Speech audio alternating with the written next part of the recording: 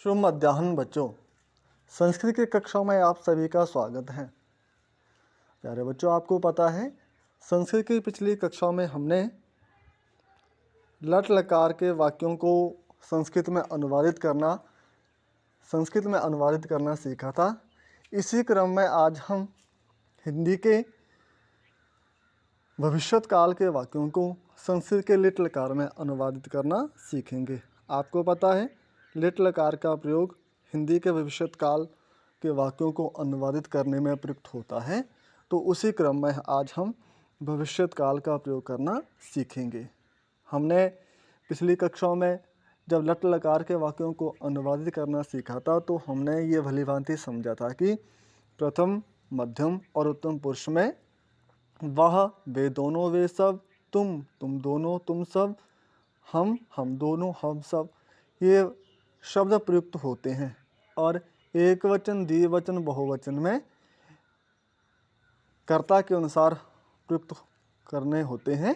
एवं लट, लिट और लंग लकार में भूत, वर्तमान और भविष्यत, इन शब्दों को, वाक्यों को प्रयोग किया जाता है।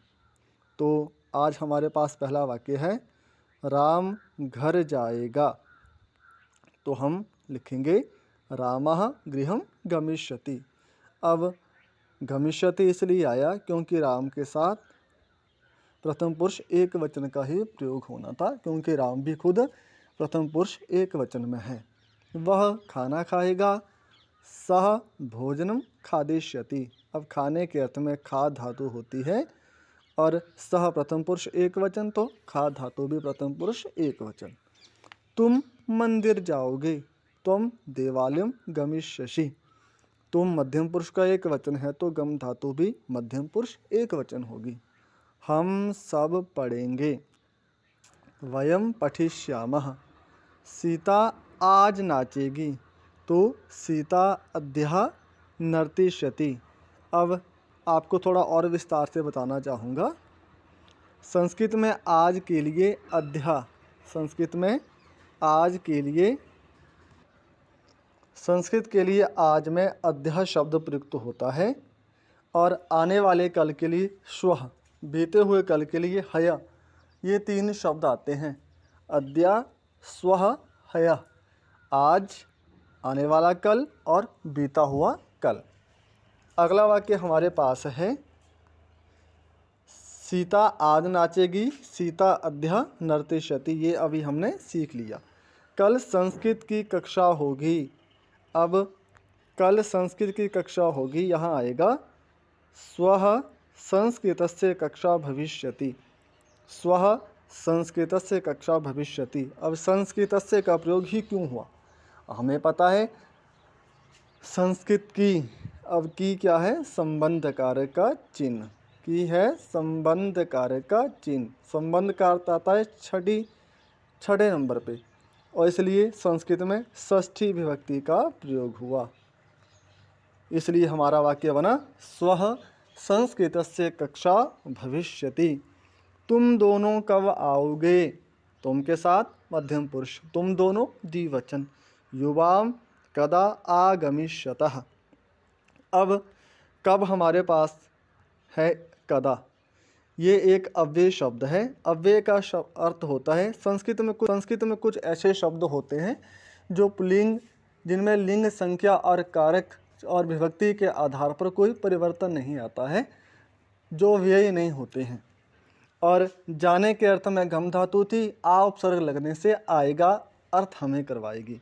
युवाम कदा आगमिष्यत, और आगे प्रश्नवाचक चिन्ह। वे सब खेलेंगे, ते सर्वे क्रीडिष्यन्ति। अब हमें पता है ते के साथ प्रथम पुरुष का प्रयोग, और ते बहुवचन में है तो क्रीड धातु का भी बहुवचन होगा, क्रीडिष्यन्ति। क्या राम आ जाएगा? किम राम अद्य आगमिष्यति। और आगे प्रश्नवाचक चिन्ह। इस तरह से आज की कक्षा में हम लिट लकार के वाक्यों को संस्कृत में अनुवादित करना सीखेंगे। आपको एक बात का और ध्यान रखना है कि आपका कर्ता जिस पुरुष और जिस विभक्ति में होगा, आपकी क्रिया भी उसी पुरुष और उसी विभक्ति में होगी। जहाँ कर्ता एक वचन में होगा वहाँ क्रिया भी एक वचन की होगी, और जिस शब्द के साथ जिस कारक का चिन्ह लगा होगा उस कारक में, उस शब्द में वही विभक्ति प्रयुक्त होगी। और वर्तमान काल वाले वाक्यों में लट लकार का प्रयोग, भविष्यत काल वाले वाक्यों में लिट लकार का प्रयोग एवं भूतकाल के अर्थ में लंग लकार का प्रयोग होगा। इस तरह से आप लिट लकार में वाक्यों को बदलना सीख जाएंगे। आज की कक्षा में इतना ही पढ़ेंगे। कल की कक्षा जो आपकी होगी उसमें मैं आपको लंग लकार का प्रयोग करना सिखाऊंगा और साथ में कारक चिन्ह के आधार पर व्यक्ति किस तरह से चुनते हैं ये भी विस्तार से समझाऊंगा। गृह कार्य में आप 5 वाक्यों का संस्कृत के लिट लकार में प्रयोग करें। धन्यवाद। शुभ दिवस।